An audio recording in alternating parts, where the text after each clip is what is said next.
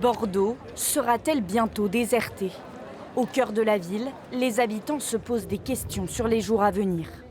Ma mère vit en Allemagne. Je pense qu'ils suivent les infos. Ils sont inquiets et me disent de rentrer. Donc si j'ai la possibilité, je prendrai le train et quitterai Bordeaux. Je suis hyper inquiète. Moi, j'avoue que ça me fait un petit peu peur. On parle beaucoup de éco-anxiété. Là, on est en plein dedans et on réalise encore plus maintenant que on voit tout ce qui se passe à Bordeaux. On a beaucoup d'incendies aussi en Californie.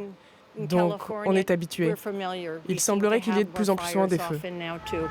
Certains qui habitent aux alentours de la ville se préparent à un départ imminent.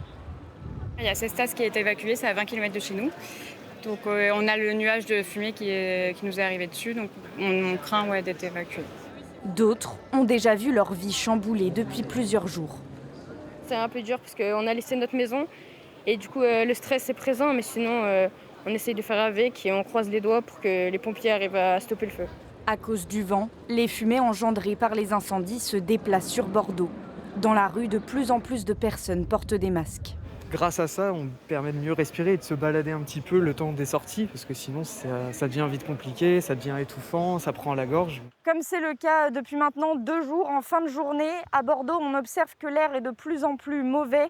Le vent tourne et on observe un épais nuage de fumée dans la ville et il est compliqué de respirer.